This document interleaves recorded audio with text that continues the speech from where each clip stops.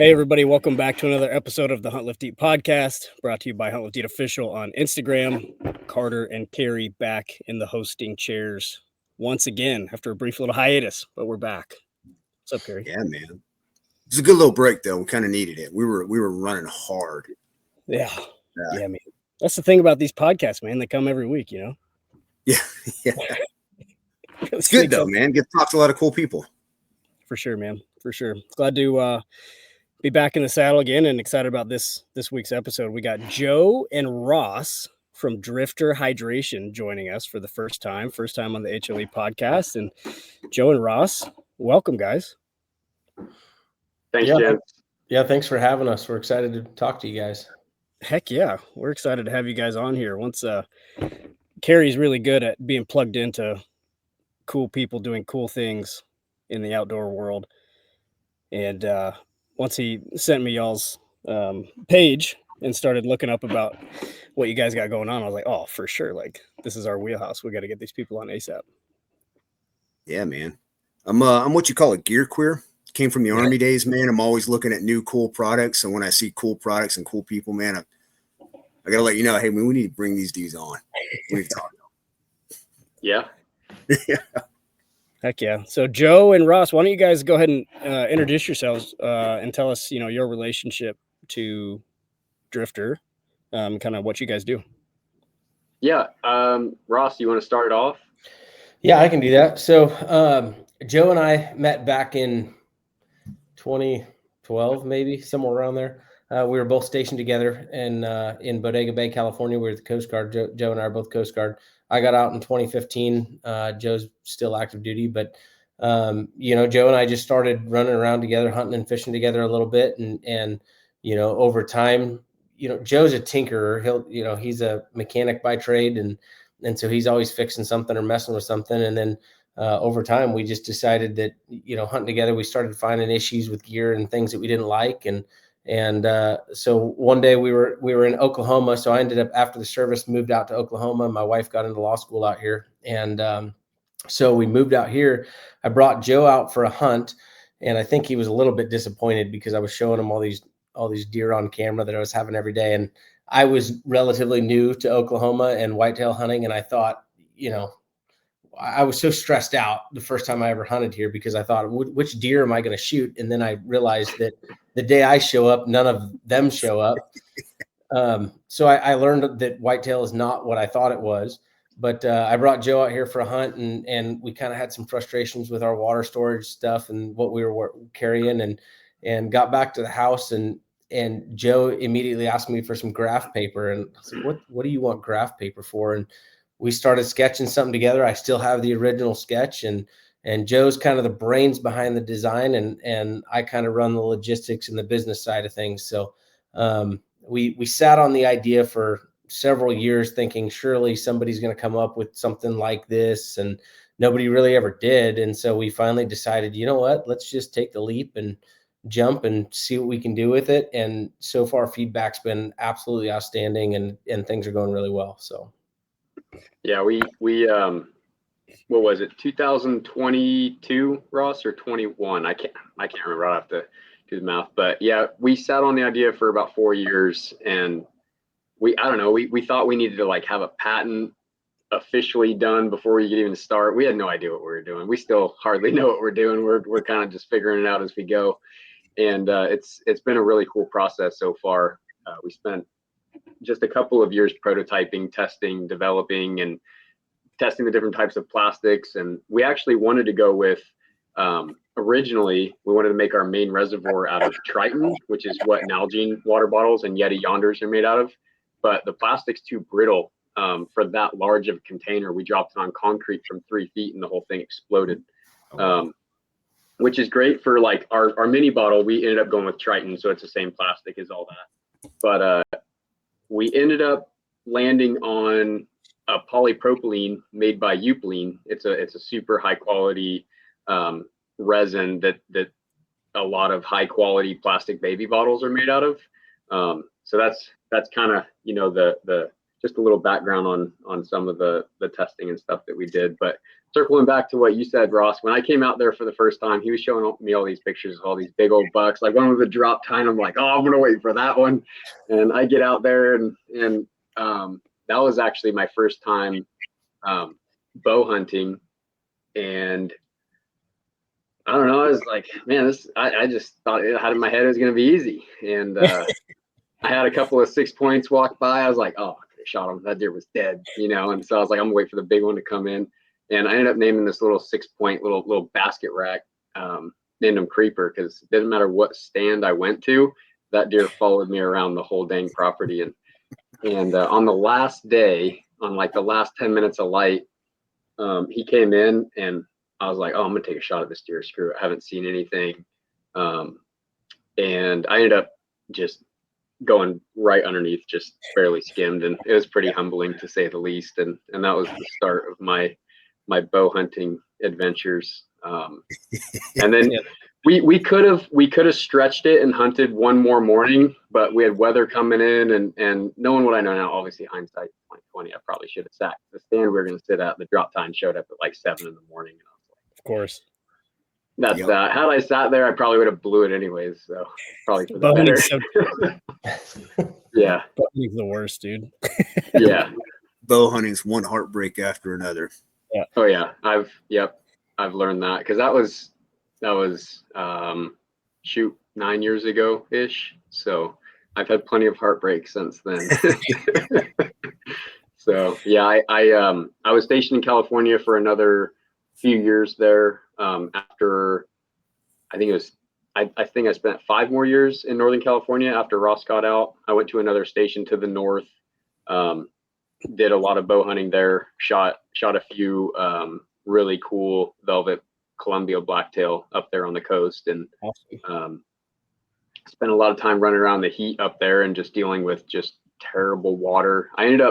I would use an Nalgene. I hated the taste of like camelbacks and the traditional soft bladders. You have water in there for a little bit and it just tastes like absolute garbage. And honestly, when it's that hot out, it almost like irritated. I almost got like allergic reaction to it. Don't want to sound like a little bitch or anything, but it started to really mess with me. So I was like, all right, I'll just pack water bottles from here on out. And then I did that for years, just because I hated the taste. And then if you forget about it, you leave it in your rig for a couple of days, it molds in there, and then you're screwed. You got to buy a new one.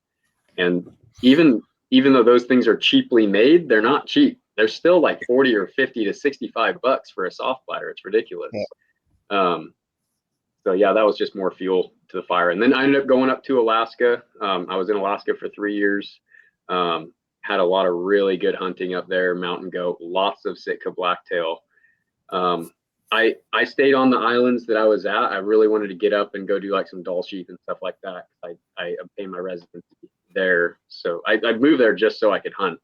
But I ended up bursting some platypus bags and stuff like that. And I was like, man, that kind of put me over the edge. Every single year for years, me and Ross were like, dude, it would be sweet if we had the freaking drifter. And we named it that in like 15 minutes. Like the original drawing, we're like, drifter, it just the first thing that came to our mind. And so we actually started that when I was in Alaska, and that had a lot of hurdles, because I spent 2 winters in Seward away from where I was living, and trying to do like samples and product testing and getting it sent to Seward, Alaska in the winter. Man, we'd spend like weeks and weeks and weeks just to get samples back and forth. It took a long time. And I was living on the ship in hotel rooms and all sorts of stuff.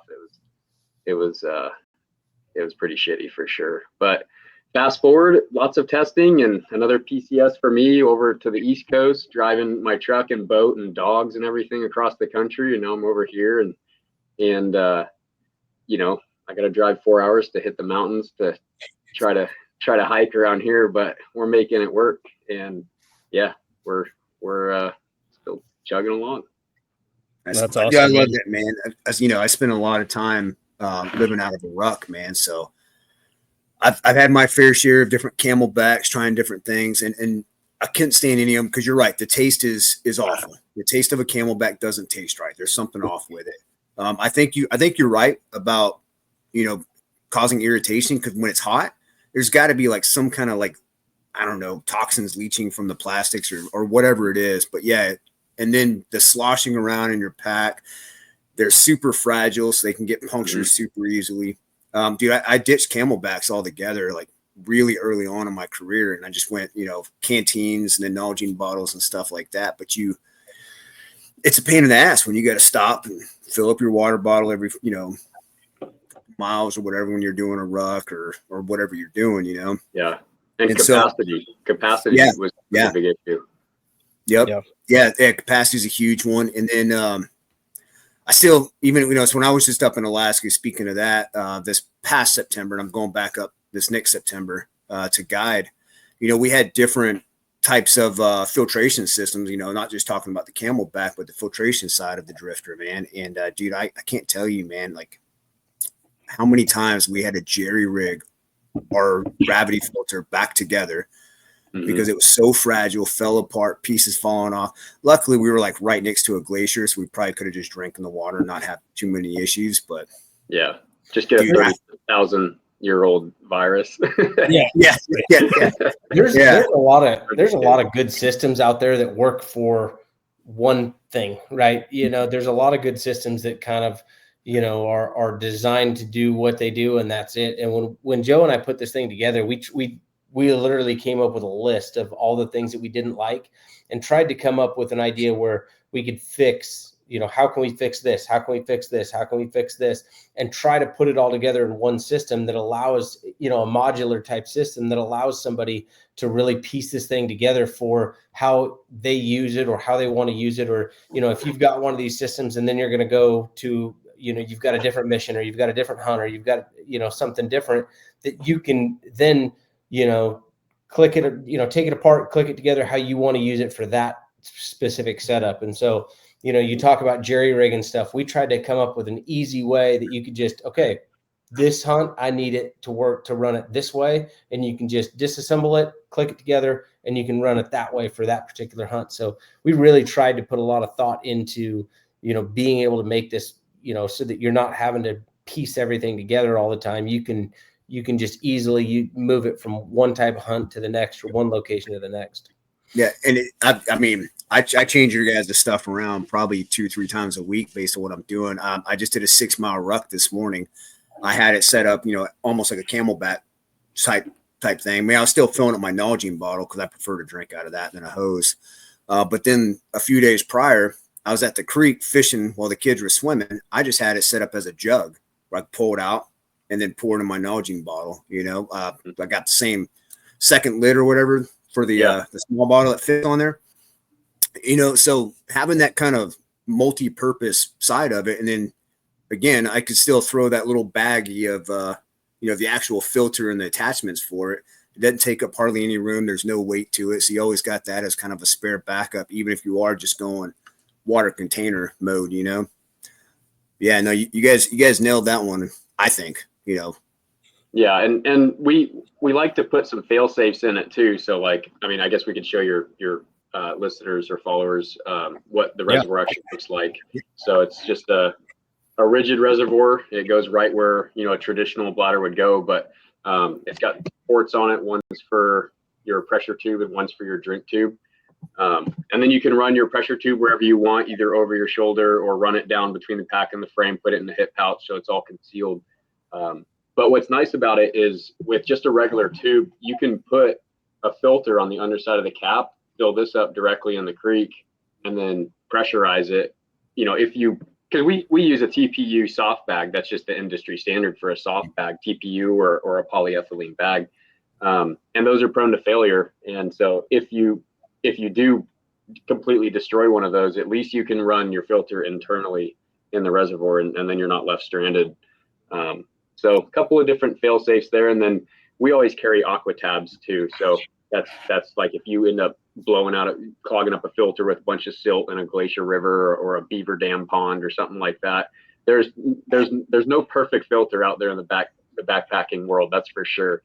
So if all else fails, you can resort to aqua tabs and you can always just put those directly in here and wait 30 minutes and you're good to go. So a lot of redundancy in being able to gather water, filter water. And then with our soft bags, if you're running in high country or just desert area, we just supplement extra soft bags. Like if I have to carry one of these full and then 3 more of the 2.2 liter water bags with me full, then that's what you got to do sometimes. And so we kind of, throughout the couple of years of testing, try to come up with every scenario that we've been in personally and either have a fix or a solution for that with our kit. And so far it's worked out pretty good. So for the past going on 2.5 years now, since we got our first prototype. Yeah. The redundancy to me is key, is having a backup for different situations. Whether you're in a hunting environment, a military environment, firefighting environment, it never fails that stuff doesn't go as planned, right? Like you can draw something up and everything looks great, but every time I'm out, something always, something doesn't work. And so with our system, the way that our system's set up with the different filter options, you can have a failure at just about any point in it, and you can still plug it together in a different way to be able to get safe drinking water. Yeah, for sure. Yeah, I love it, guys. I'd like to do, Joe, since you have it there, maybe you have some of the pieces. In a second, I'd like to do a deep dive and go through it visually with everybody watching when we post this on YouTube. But before we get to that, and before we do a deep dive on the product, I wanted to get y'all's take on something that's getting a lot of attention in the news right now, right? Getting a lot of outdoorsmen fired up. I saw you guys made a post either today or yesterday, which I was stoked to see. I was like, oh, heck yeah, this is going to be the jam. But talk about public land sell-offs being quietly tucked into this recent bill that's being pushed through, right? As two guys who build gear for people who spend time in the outdoors, whether they're hunting or backpacking or whatever that is, and enjoying those public lands, what has been y'all's personal, I'm just curious, what's your personal response to this push? And then, maybe from a business point of view, because that's always something I'm curious about, is from the entrepreneur side of things, but potentially privatizing or losing some of these public lands. Yeah, I think that everybody that's pushing for this as a good thing probably hasn't stepped foot on public lands in over a decade, if not their entire life. So they have no idea what they're talking about. They have no business in even saying, what they should even be used for. I mean, they're the people's lands. Everyone knows that. People call it, I've noticed over here out east, they call it government land a lot. And out west, we call it a little more public land. But it's public land, it's the people's land, and 100% not 1 acre. It's not for sale, period. And us personally, we stand by that, and the business 100%. Me and Ross, this is our business. We can 100% say that Drifter Hydration will back anything and everything we can to keep it all public.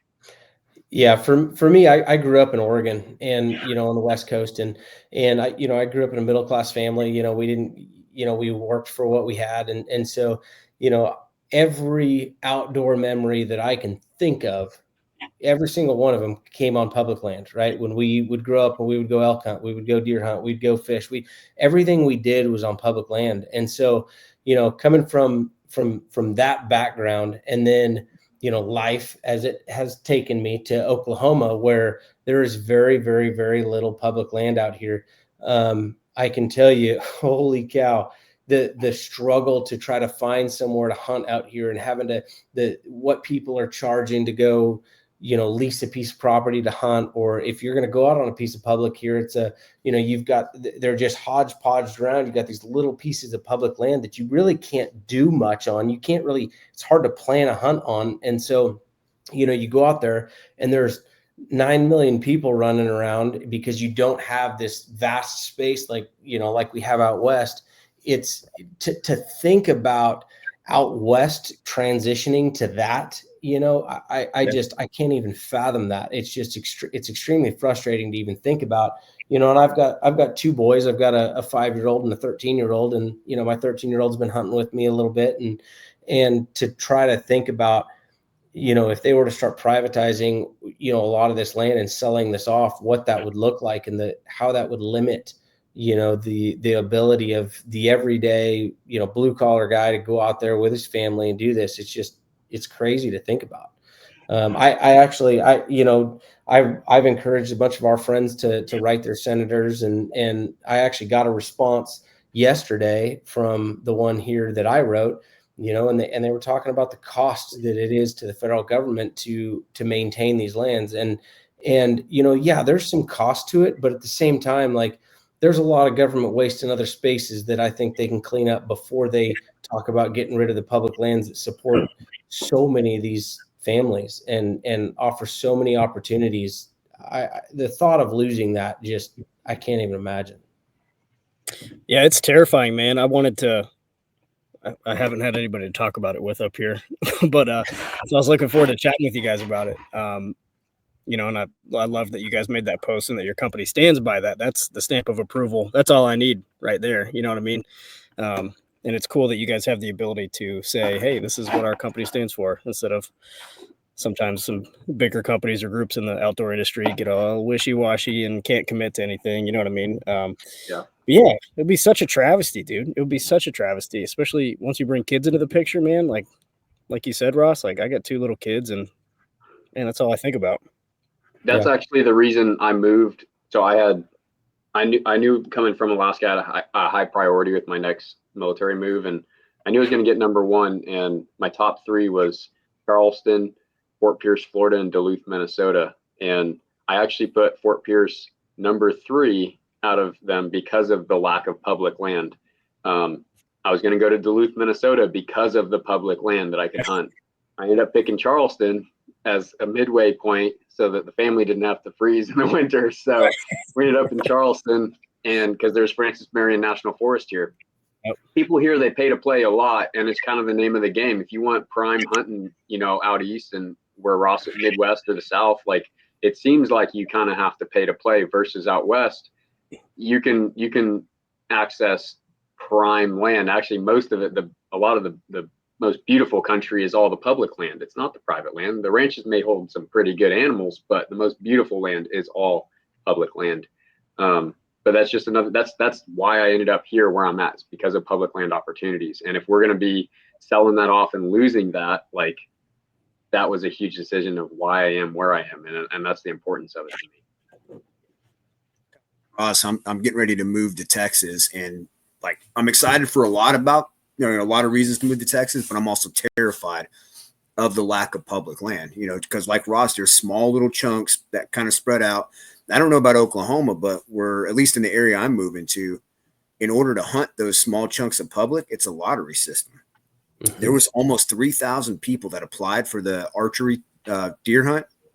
12 got selected for the one that's closest to me. Yep, absolutely. I just went through that. We just had the controlled hunt results come out, and my son, I've been putting in for some of the public land hunts in Oklahoma here for, I think I've got 9 or 10 elk points here. I think I've got 8 deer points here. And 7 or 8 antelope points, and I can't draw it. My son was lucky enough; he drew a piece of public land for a youth hunt, but being a youth hunt, there's less people, so it kind of worked out. But it's a headache. It's a headache unless you know somebody or have a bunch of extra cash sitting in your pocket that you can go spend some money to go lease a piece of land. It's tough. It's tough. Oh, yeah. Now, and it's terrifying to think that that's the potential outcome for a lot of these Western states. For sure. And money talks. They say that people are gonna, well, one of the things that I got in this response talked about how when you transfer these lands to private, that they can manage the game and the wildlife and stuff, but ultimately money talks. If they find that there's more money in cattle, or there's more money in some sort of a water system, or there's more money in whatever on that piece of property, that's what they're going to turn it into. Or neighborhood development. Yeah, exactly. Well, yeah, there you go. Right. They if there's more money in developing it and putting a bunch of houses there, that's what they're going to do. Yep. And so to think that these lands are going to be managed by people that, that are going to prioritize public access, that are going to prioritize the animals and prioritize the hunting experience and or the fishing or whatever, to think that that's going to happen, I just I tell you, the one good thing about all of this coming out is I see the outdoor community as a whole uniting, right? Absolutely. So like your tree hugging vegan hippies are siding with the hunters, you know what I mean? And everybody in between, because I mean, you know, public land is not just for us. It's not just for the hunters. It's for everybody. Yep. All outdoors recreation. Yep. Yeah. And I backpack too. I love backpacking. Like that's my favorite springtime, that and shed hunting. It's kind of hard here because the squirrels here are insane and they just eat everything. It just the thought of millions of acres going over into developers' hands is wild. Like, sorry, there's plenty of private land out there that you can go offer top dollar to. There's more than enough. I think there's something about it. Like my instincts are telling me otherwise. That there's more to it that they're not telling us. For sure. There's a bigger plan to it, and I don't like it at all. Yeah. For whatever reason. So. Yep. I teach U.S. history. There's absolutely more to it for sure. We may not know what it is for a while, but there is for sure. Yeah. But I appreciate the digression, guys, and I appreciate your company. Right, back to Drifter. Okay, cool. So you kind of talked about the genesis of the company. You guys are what, 2.5 years in? You said. We just started sales of our main system last September. So we officially launched 8-9 months ago. Yeah. So how has first two-part question, I guess. Do either of you have experience like in the entrepreneurial world prior to this? And two, is it as terrible as our boss of Hunt Lift Eat says it is? He says some days it's just like getting punched in the face over and over and over and over. Yeah. So Joe and I, I've got a degree in criminology. Joe's a mechanic by trade in the Coast Guard, and neither one of us had any business education at all. And so this has been trial by fire for sure. So neither one of us had any experience starting a business and any of that kind of thing. And I will say that it's been full of ups and downs. We've had some really, really neat experiences. We've met some great people. I will say that the support from this community has been awesome, has been absolutely outstanding. I mean, we've been working with some of these other companies that, out there that have been extremely generous with, hey, when do you guys want to talk? Let's sit down, and giving us advice and feedback on how to try to help build the brand and push things forward. And it's been awesome. But it's definitely come with its punches. A story that I've told a couple of times, and, our first ever show that we went to, right? We went to, I just talked about this on another show the other day. The first ever show we went to was Hunt Expo in Salt Lake. And Joe and I had been excited about this for a long time. We show up to Salt Lake. I drive a trailer out from here that's got all of our product in it. Joe and I, we showed up separate. Joe's in a different hotel, and I'm staying in a different hotel with my dad. And we're just talking about how our booth's going to be set up. We're jacked. We're stoked for this event. Like, this is our big kickoff. And 7:00 in the morning, I go out to the trailer and walk out to the trailer. The lock's cut, doors open, half the product's hanging out, and the other half's gone. No kidding. No way. I called Joe and I said, we got a problem. And I didn't know what he thought. That's not what he said. That's not what he said. He calls me. I had some other words. He calls me and it's like early. So I thought he was there to pick me up. I'm like, hey, good morning, all chipper. And he's like, Joe, we got a big fucking problem. Somebody just broke into our trailer and stole a bunch of our shit. I got to call you back. Cops are calling me. And he hung up on me. And I'm just like, this guy, what do I do now? My wife said I handled it incredibly well. She thought I was going to rip everything out of our hotel room and destroy everything. But so I was very impressed. we lost a bunch of stuff. The show staff there was awesome. They helped us get what we needed to be, because we had all of our stuff to hang product on, all that stuff was gone. They pulled up in an SUV. The hotel cameras found the car, figured out what car it was. They pulled up between our trailer and another trailer and just filled it up with as much as they could. Show staff hooked us up with as much as we needed, and we ended up selling out on the second day or third day of the show, and then took orders for the last day. And so it was great.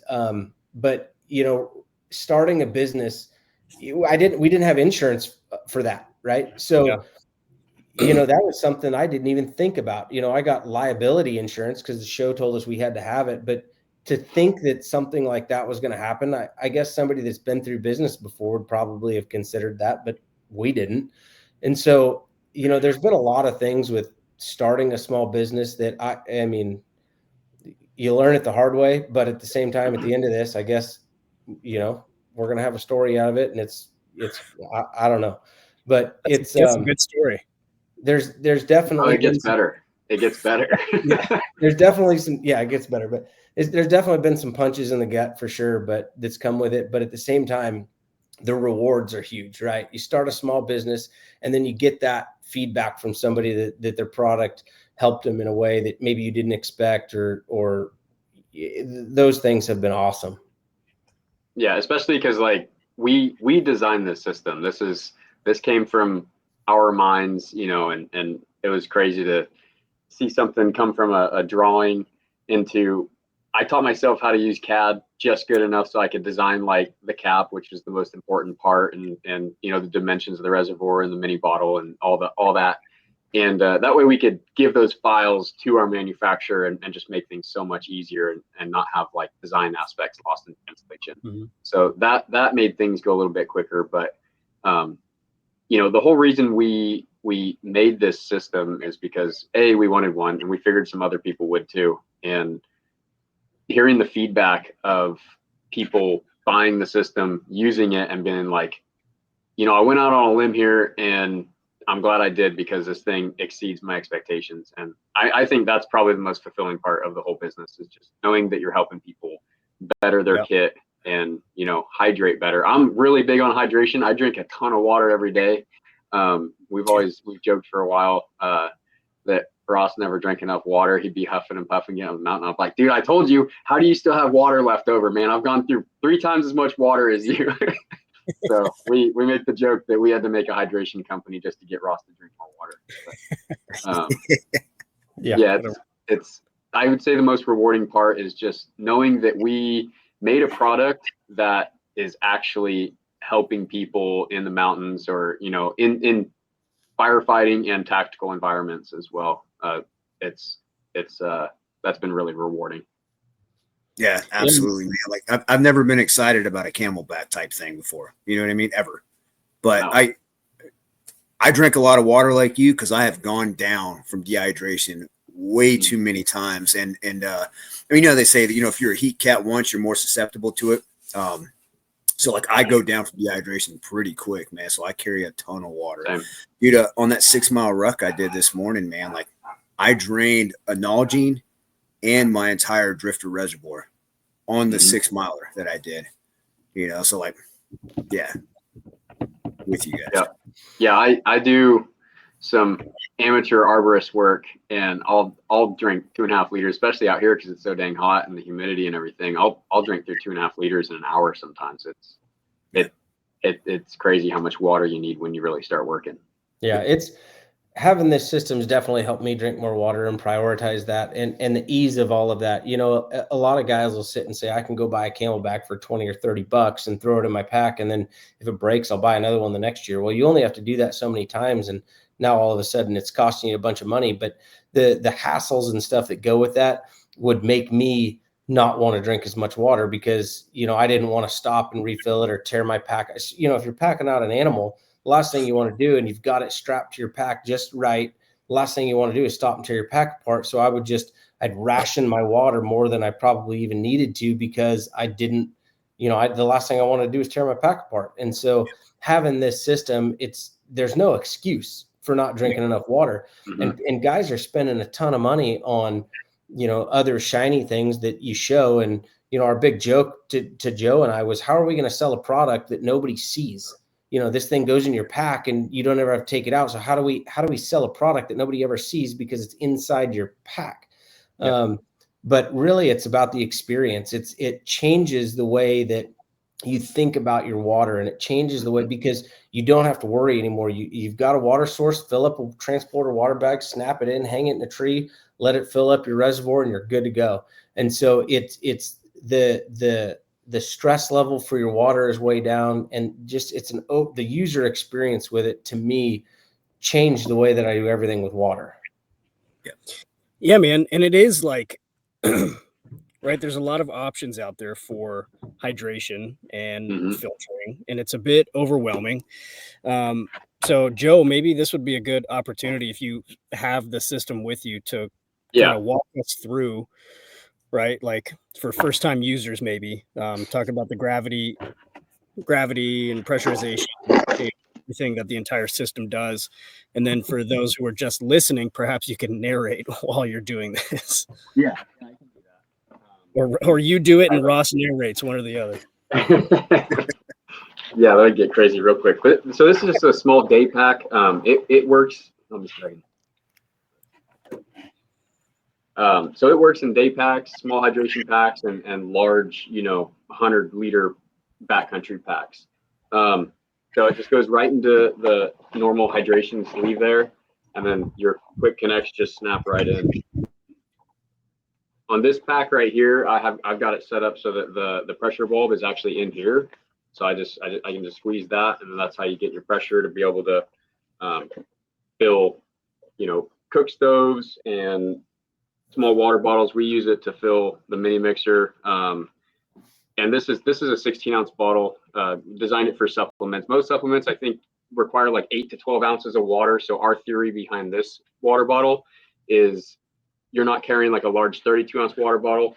Since it's pressurized, it's super easy to just refill, and then you're not carrying a large bottle on your hip. And then it's proportioned right for the amount of water you need for your supplements. And you can use this. It's like I said, it's made out of Triton, so you can use this for hot liquids like bone broth, instant coffee, tea. Some guys will put hot water in it, use it as a foot warmer in their sleeping bag. You can use this bottle for all of that, as well as obviously cold liquids and stuff. On our mouthpiece here, we integrated. This actually was something that set us back a couple of months because we wanted to make sure that we got this in our system. If you twist this counterclockwise, it actually opens up the valve there for a full flow feature. So I'll put some pressure in it, and I can show you what that looks like too. And then I'm sure I have a couple filters laying around here I can grab real quick and hook up for back feed and internal filtration. So on here, so you got your regular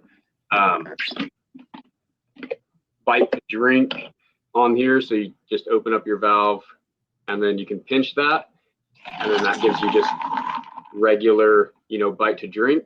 Or you open this up for full flow, and that allows for much faster filling of bottles and reservoirs or dog water bowls, or filling up your friend's water. So like I use this when we go backpacking with the family, and I just use it as a hub to keep everybody's bottles topped off. I use that mini bottle a lot for measuring out, if I need 8 ounces for a dehydrated meal, it's got the fluid measurements on it. And so I'll just measure out 8 ounces and pour it into the jet boil. So I'm not guessing, because I've had plenty of dehydrated meals to where I either put too much in there and it turns into a soup, or I don't put enough in there and it's like eating Cheetos or something with crunch. Yeah. And yeah, so we put that on there, like Ross said, because you can't read the inside of those containers on your jet boil or your cook stove.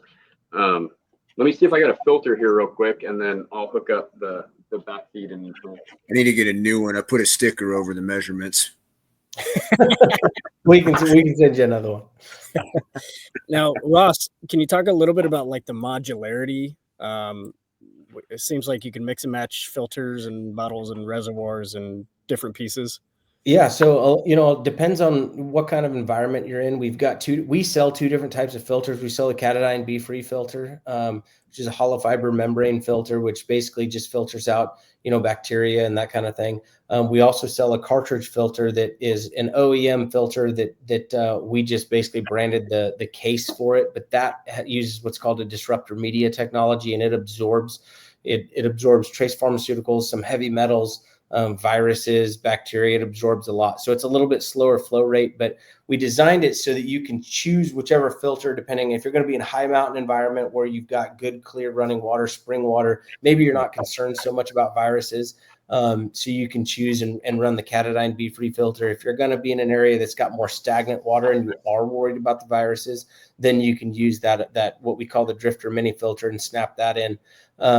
But the modularity really comes in with, besides just choosing what filter you want, is Joe's going to show us here, it looks like in a second, about, snapping it together and backfeeding.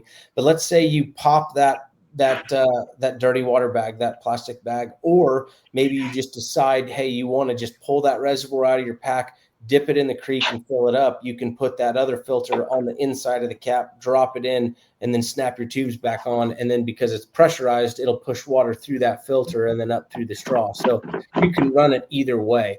Gotcha. That's part of kind of the backup, the modularity in the backup is you can, as Joe's showing there, you can just snap that filter onto the bottom of that cap, drop it in, and then though you've got dirty water in the reservoir, the pressure will push it through that filter, and then you drink the clean water. So Brilliant. We wanted to be able to set it up where you could use it either way. That's brilliant. Yeah. And that was one of the big problems we had was the connections of the dirty water bag, the filter, and then the clean water bag.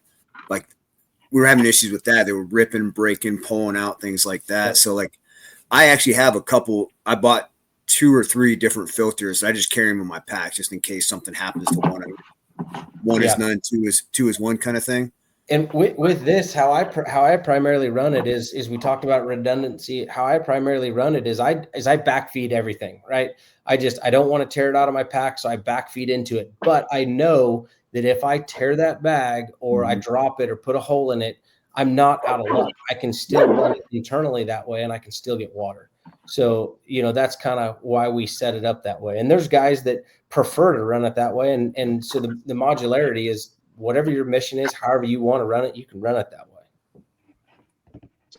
This is for backfeed filtration. This is the configuration Ross was talking about. If you don't want to remove the reservoir from your pack, or you killed an animal, or you just have camp and everything on your bag or in your bag on your back, and you don't want to pull everything out. So all you got to do is you fill this soft bladder in the creek or at your water source, and then our mouthpiece comes out. Make sure it's off so I don't spray water everywhere. Shouldn't be pressurized. And then you just follow your little flow arrow on there. There's an inlet outlet arrow. Plus we color coded it so it's black to black, Smart. and then gray to gray. So obviously with both male quick connects on there, you could potentially put it in backwards. So once this is full of water, you just hang this up and you open this valve and you open your bleed valve on your air pump, and it gravity feeds right down in your reservoir. Once it's done, you just pop it off for order, shove this back in, in the lid of your pack somewhere accessible, and then you're back on the move. I can't tell you how many times in the past, I had an animal on my back and, it's 80 to 130 pounds and I'm out of water. But the last thing I want to do is unbuckle stuff to pull my filtration, my bladder out and do all that, because resituating that load is a lot of energy and it's time consuming. So it's nice to be able to keep a bag and a filter accessible, refill your reservoir, and that's when you need water the most, is when you're hauling all that weight, or, if you're in a tactical environment, it's the same thing. You want to be able to just get water back in your pack and stay on the move. Same thing with the firefighters, be able to refill and stay on the move. And that's that's super important to us, and I know it is for a lot of other people too. There's guys that'll tell you that you can do that with a soft bladder, and while you can to a point, what it requires you to do is it requires you to squeeze that external soft bladder and try to push it into that soft bladder that you've got in your pack, which is then pushing against everything you've got strapped in there, and you will never fill that up. You'll never get it full. It's not with a lot of weight. No. In a day pack or a light load, it'll work. But if you got a lot of weight, especially meat on your back, you'll never put water into a soft bag like this in your backpack. Yeah, you're risking popping either one or both of those bags, and there's a lot more There's a lot more, you're susceptible to a lot more problems that way. Whereas with ours, with the rigid reservoir, it's basically an empty void in there, right? That's getting smashed, but it's not smashed in there. It's got pressure on it, sure, from all the stuff you've got in your pack, but being a rigid reservoir, it doesn't go anywhere. And so that water just flows down there. And you know, in just a few minutes, you filled it up completely and you didn't have to do anything other than hang up a bag. Yeah, man. If I have to deal with a pack out and like a punctured bladder in my pack, I'm gonna be pissed. Like that's, I'm out. I would say the worst experience I ever had with a soft bladder was I had one get popped from a spruce pine needle off of a spruce tree. And I was like, how ridiculous is that? A pine needle just soaked my entire pack. My whole ass was wet. And now I was resorted to just filtering into a water bottle and carrying a soft bag, and then I'd filter in the water bottle, and that's what I was stuck with for the rest of that trip, and that sucked. Yeah, for sure. I love it, man. A lot of thoughts gone into it. I really appreciate the black to black, gray to gray. That's good for people like me. Real handy. Maybe could you guys talk a little bit about like maintenance, longevity, durability, recommended cleaning routine, anything like that? No, that's actually a great question. That's another thing that's really cool about this system. I had one of my prototypes. I didn't wash it for an entire year, and I never had any funky taste in it. I left in our early testing. I left water in it for over a month in my pickup, and it's hot here, so it should get pretty nasty. Never got nasty. It didn't grow any weird taste in it at all, which is great for tactical preparedness. You can keep water in it and then just change it out once a month, and you don't have to worry about it growing anything funky in there, especially if you drop like an aqua tab in it. Then you're good for months and months and months, but at least you don't have to worry about it leaching that plastic into your system. So we recommend, beginning of the season, wash it out. We usually do, like with a brand new system, there's no real reason to use soap because you're just rinsing it out, any potential manufacturing dust. Our manufacturer's very, very good. So, I mean, nothing in there is really going to hurt you. We usually just dump a little bit of salt in there, wash it, rinse it, pressurize it, flush the tube out, rinse it out, and you're good to go. We recommend minimal, just annual maintenance. So just once a year, wash it out with a bottle brush, some mild soap and water, or you could do like a baking soda salt rinse on it. And then the tube on it, you can buy just a simple hydration system tube brush that you push down it, and that's more than enough. Most people aren't going to do that, and that's okay. I've left this system with water in it for months, and I literally just dumped it out, filled it up again. It didn't grow anything in it at all, and the water has never tasted bad. The only time that you may get a little taste out of it is usually your water source, not the reservoir itself. So if you get in city water that has high chlorine, or water that's high in tannins or some other funky taste, then that's where you're getting your taste from. It's your water source, not the reservoir. Other maintenance is, we use a industry standard quick connect here, and these all have little O-rings on them. So we include 2 spare O-rings with the system, knowing that the whole system has a lot of these O-rings. I've never actually had to replace one yet. So I mean, they were super cheap. We figured throw in 2 spares. You throw it in your first aid kit or whatever, you blow out an O-ring. There's a possibility it's going to happen. I haven't done it yet personally. But we recommend just putting a little bit of silicone grease on these. It keeps them functioning very smoothly. We know some people aren't going to do that, so I haven't done that with a lot of these just because, and seen what they do. Sometimes you can roll an O-ring and you may get a drip out of it, so and then you just pop it off, pop it back on, you're good to go.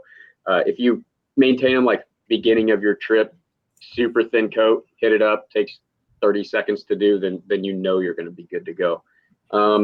On these filters, this is the drifter filter that we were talking about, uses the disruptor media. These are a maintenance-free filter since it's technically a purification cartridge.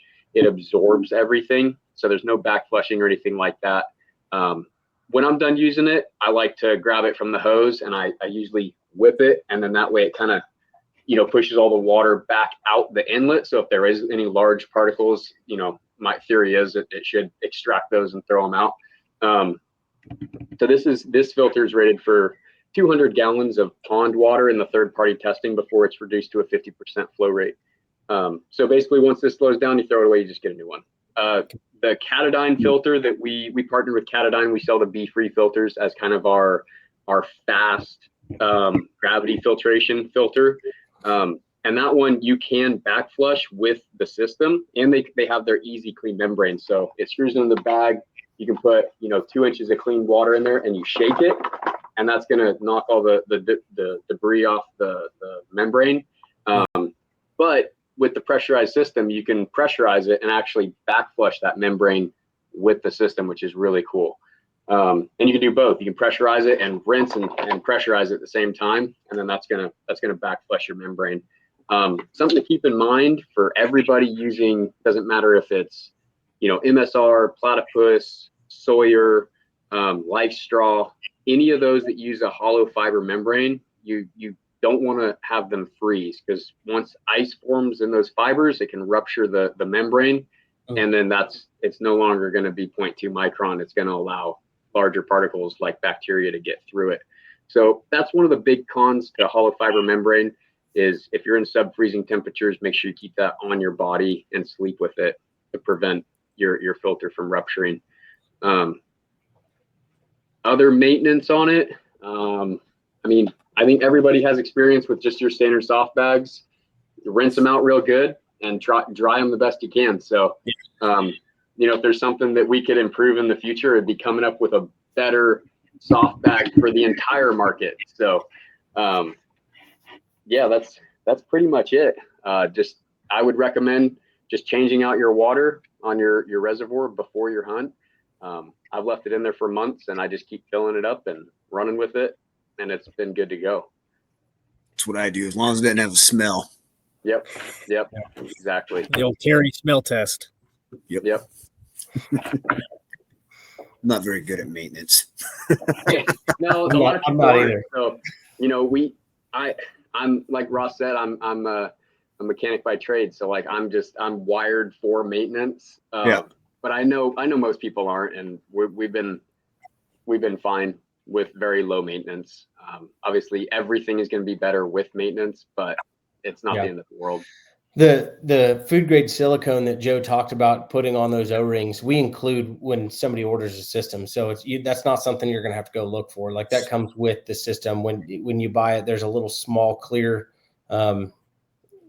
packet that's got some in it, and then there's also a bigger tube that we supply also. So we've got, that all comes with it. So it's not like you're gonna have to look for that. Yeah. And that the one that we include, that's honestly like a 3-year supply. It requires so little silicone. And then we sell a smaller or a larger tube that's still really small for $3. And that's like a 5-year supply of silicone. It's really nothing. No reason not to do it. No. Once a year. Do it at the beginning of your season, put some silicone on there, call it good, or not at all, and potentially burn an O-ring, whatever. It's not a big deal. No, man, add it to your readiness checklist. Too easy. That was good. That was a really thorough answer. I appreciate that. I was curious about like the longevity of filters, and you answered that. So I appreciate that. Mm-hmm. What's next? What's coming down the pipeline, guys? Like, I feel like we're on a roll here. Larger capacity, lighter weight. So we've talked about a lot of different ideas. I'm an idea guy. Yeah. Joe's an idea guy, and I try to tell him that it's not possible all the time, and then we end up with a business. And and here we are. Joe, this isn't going to work. No. No, we've got some ideas. We're kind of sketching up and drawing a larger base camp type system. One of the requests that we've got, probably more than anything else, has been, hey, do you guys have some sort of a base camp system that you guys could supply, or build? So we're drawing that up. Overlanding, bush pilot, and mules, and it basically be a large collapsible one-stop shop base camp hydration filtration. That sounds awesome. Yeah, because when I do Alaska, it's what we set up in a base camp. We can spike out of there, but mostly out of that base camp. And you're talking about getting water for the entire camp every day. Like, that's time consuming. But if going back and forth with your your one bladder or whatever you've got. But yeah, that would be awesome. Yeah, so we're talking about that, and then we've also explored some options in in some other hydration markets, some other sporting goods type things. One thing that we wanted to stay true to is our outdoor stuff. Because the hunting world has always had to just go for hydration, has had to go with what the backpacking and cycling and everything else world has been. Nobody's really designed something specifically for hunters and backcountry type environments. And so that's what we decided this was going to be about. And so we're that's our primary focus, but we're also going to start exploring some options in some of the other, some of the other sporting events and things that require hydration, cycling and other things that, are other kind of side markets. But our main bread and butter is really the hunting and backcountry world. So. That's awesome. Love to hear it, man. Joe and Ross, I've been real curious this entire time. We're rolling up on an hour here, but could you guys tell us about those cool mounts that you both happen to have behind you on your packs? Yeah. So this is my first year ever hunting Idaho, first elk hunt ever. Nice. That was a lot of work when that guy and that was a good trip. That was mine and Ross's first out of state hunt together. Nice. And funny story, I ended up building a 30 nozzler for that trip, and I shot him at 60 yards. So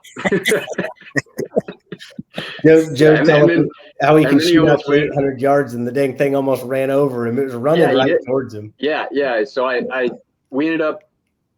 It was probably 8 days into the hunt. I ended up going after a big herd of bulls. They ended up moving out as we were going up the mountain, and ended up catching another small herd. He was the biggest bull in this group of probably 15, and ended up stopping him with a cow call and 60 yards, shot him right in the shoulder, and he just beeline. He didn't know where he was going, didn't know where he got shot from.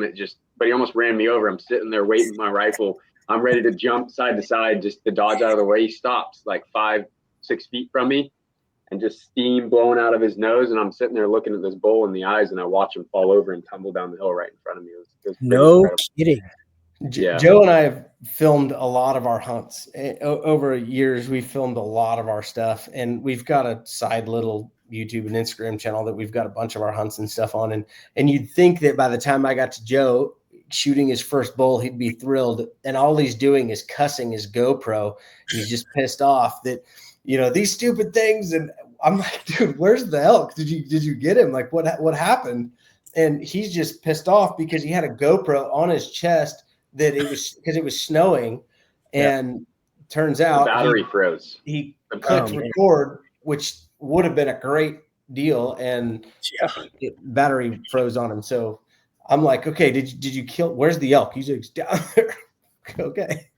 Follow the blood trail. You can find the blood trail just down. I mean, he must have tumbled 100, 150 yards. It wasn't like a fast tumble. It was just because it was slippery. He kind of just slid down the hill till he ended up getting caught by some brush. But it was pretty amazing. It was what was that? It was 3,000 feet up from the river that we had crossed. I ended up chasing a herd of elk up over the mountain, like well over 3,000 feet, and then I ended up dropping back down and getting into these guys. And that was after we got Ross's bull on that trip, opening morning, and then after that we shot a nice mule deer too after I killed my elk. So that was one hell of a trip. That was a very memorable trip. Hell yeah. Awesome. What a story. Carter knows about killing a bull elk on opening morning. Nice. Yeah. It's the best time to do it.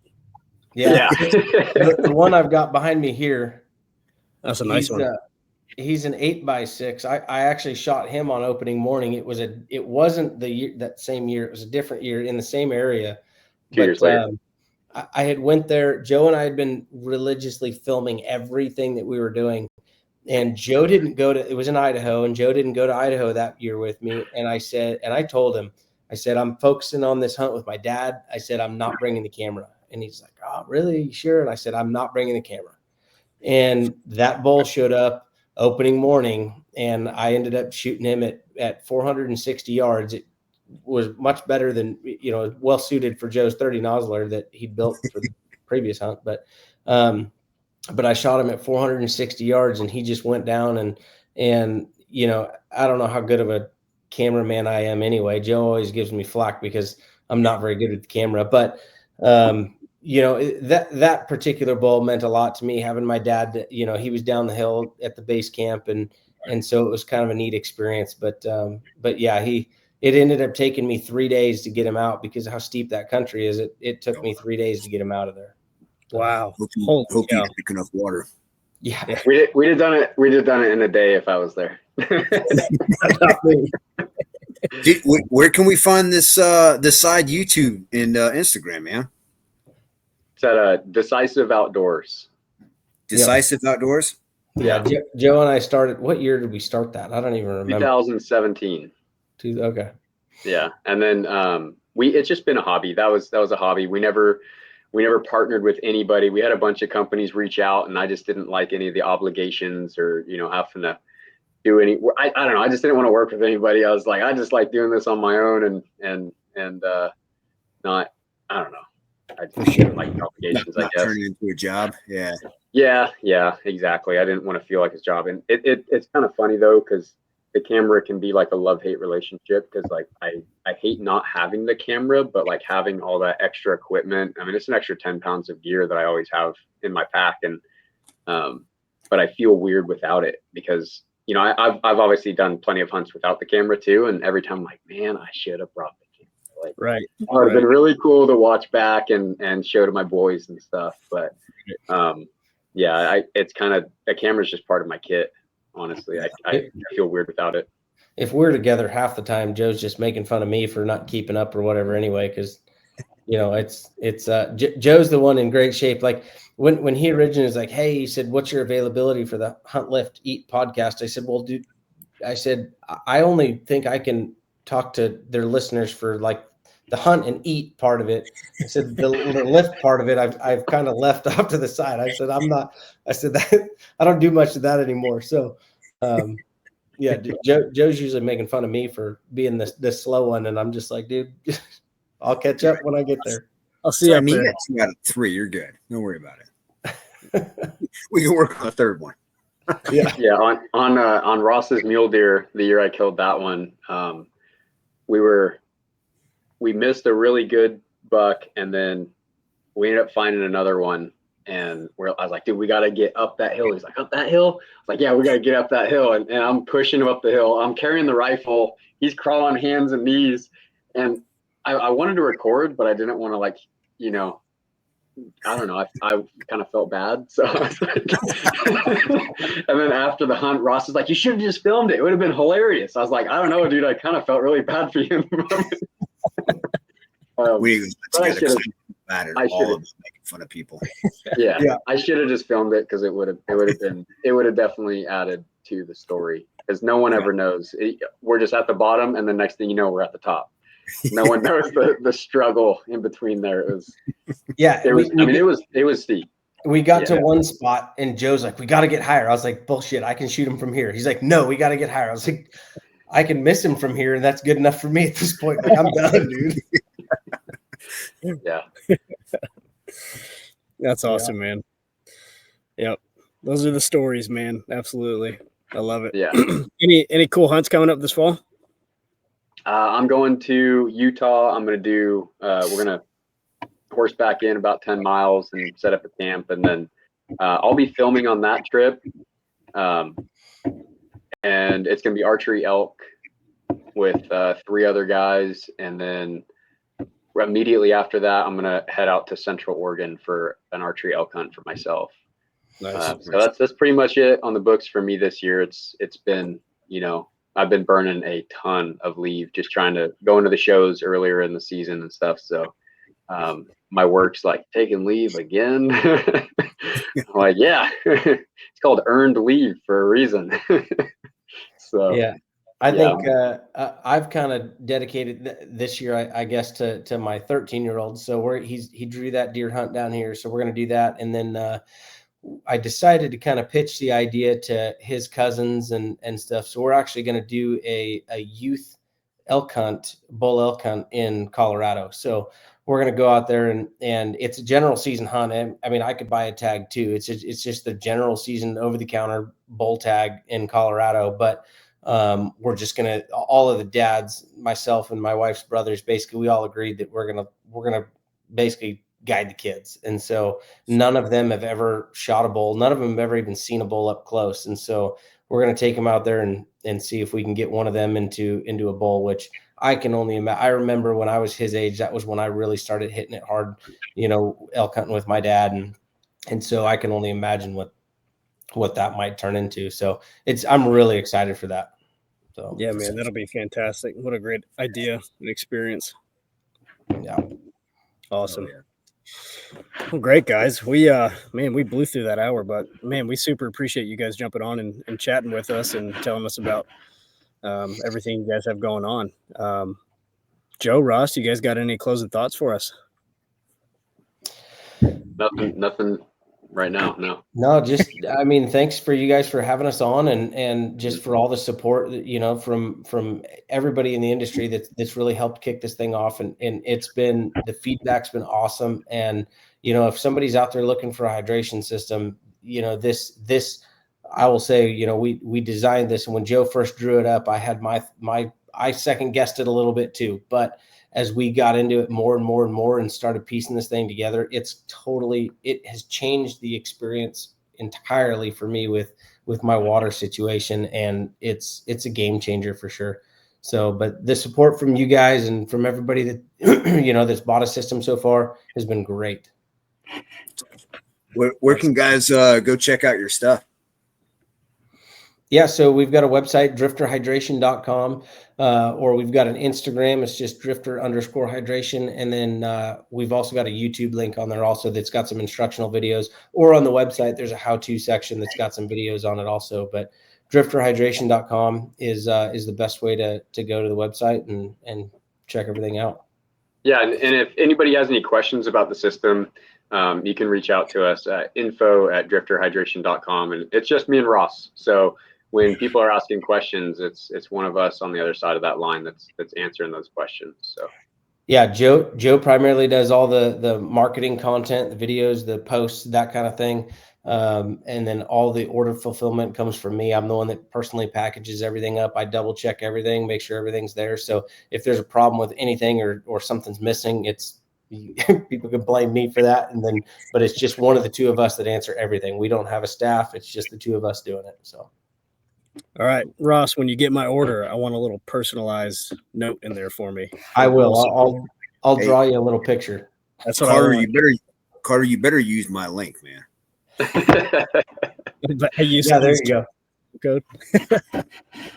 Awesome. Yeah, listeners, definitely go check out Drifter Hydration.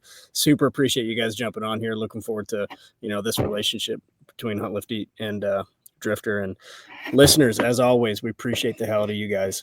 We'll talk to you next week.